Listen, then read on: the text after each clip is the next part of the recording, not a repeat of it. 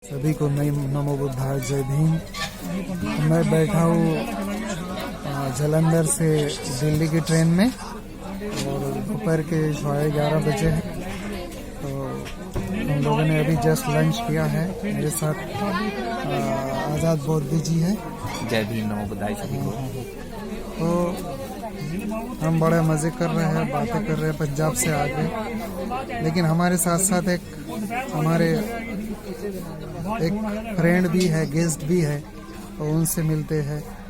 Latest talk to our European guest, so please welcome. Hello, my name is Jakob. His name is Yakub. I will ask some question to him, and I am requesting him to please answer these questions. So, welcome, Mr. Yakub. He is from Germany. So now we have discussed for at least 1 hour. So, how was the experience of our discussion? What was the experience? It was a nice experience, and it's interesting to see different perspectives on questions of development, of politics, of society and democracy. Enjoyed a lot. तो मैं सदा आपको बताता था कि हम लोगों को अगर इंडिया को डेवलप करना है, भारत को, तो हमको यूरोप के तरफ देखना पड़ेगा। If we want to develop India and bring it into the top 10 rank, then we'll have to look towards, not after, towards Europe, and particularly Scandinavian countries, that is Norway, Finland, Sweden and Denmark.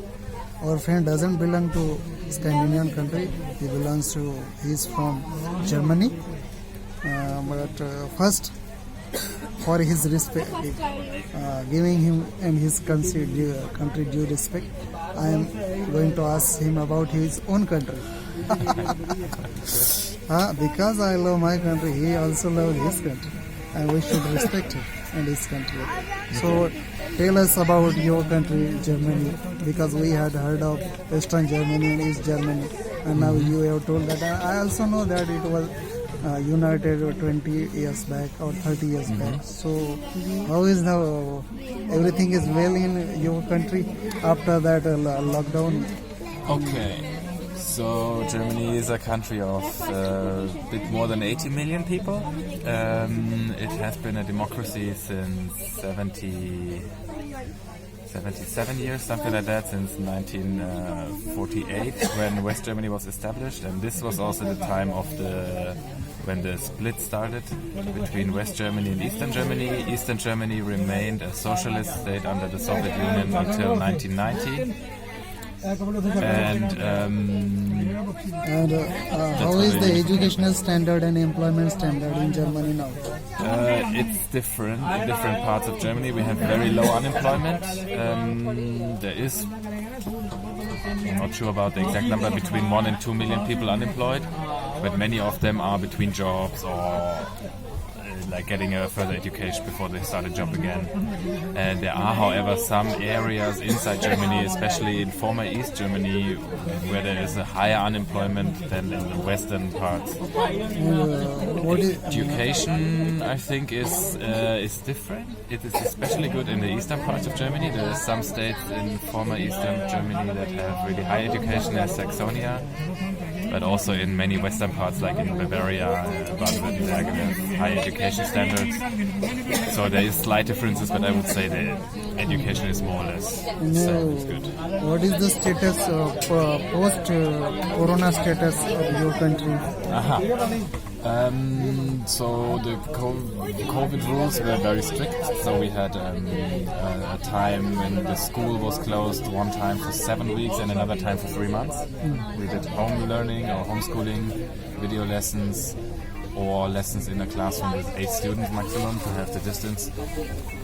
Had very strict rules against meeting other people, so for a while we were only allowed to meet one other person outside with distance, or one person inside from one other household. But by now we have basically, there is not many rules left, except that you have to wear a mask when you go to hospital, to doctor, and the pharmacy, and in public transport. But in the schools and restaurants, the operation is back to normal. There is no schools anymore. You can. That's back to normal. Now, tell me about Scandinavian countries. Your views on Scandinavian countries, Norway, Finland, Denmark, and Sweden. Because we look forward towards those countries as a standard countries. Yeah. Human industry, they always top on a global level. What are your views about Scandinavian countries? The Scandinavian countries for sure have a lot of things that they do very well. They have I think they have a well-developed social democratic model of governance, so they have health insurance for everyone. I mean, that's the same as we have, but I think in Scandinavian countries it's a bit better than in Germany. They have good unemployment benefits, they have very good school systems, so their education, especially Finland, is a what do you call this, light power, like they do really good education programs. I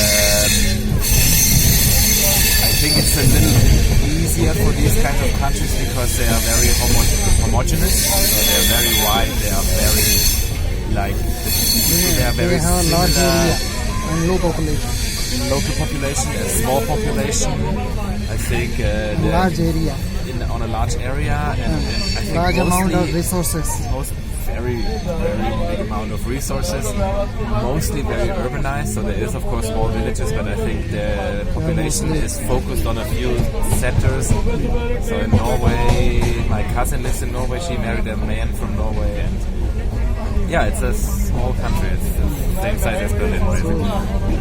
When we started these classes of developing India, youth classes, we always discussed about we people going to Scandinavian countries and studying their culture, studying their society, studying their families, studying their governing system, studying their political system. So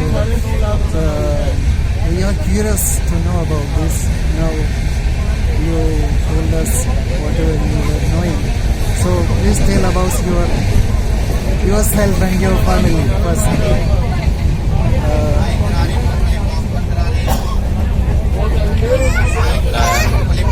About my family? Yourself, mom, dad, Okay. So my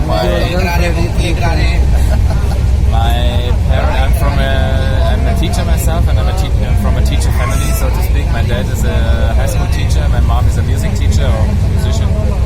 She works in the church. I'm also a teacher, but social teacher.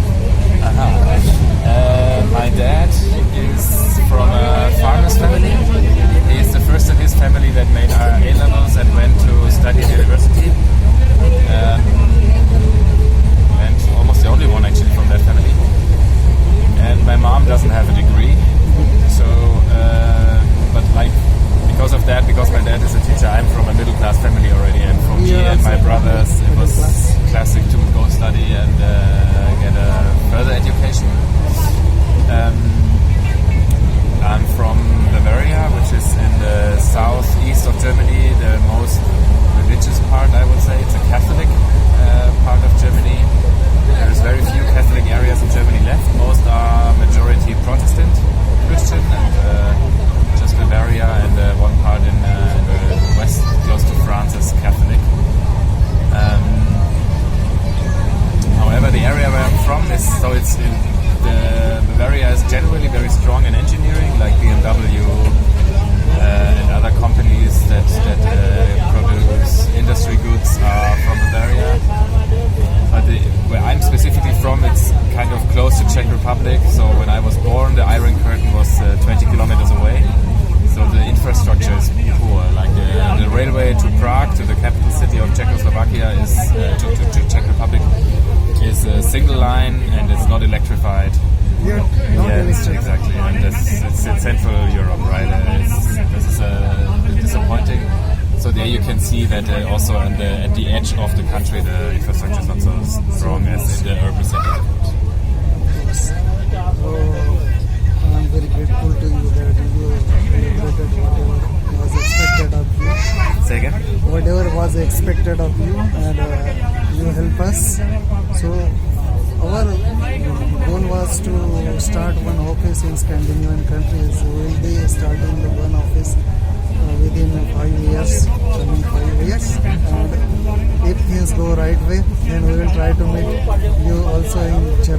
you. Yeah, that would be nice. So I am grateful to you. Thank you very much. Pleasure. I will be sharing 2 hours along yeah. with you. So in the end, we say thank you very much. Yeah, And in our Buddhist way, we say Namo Buddhaya. So please say Namo Buddhaya and Jai Bhim.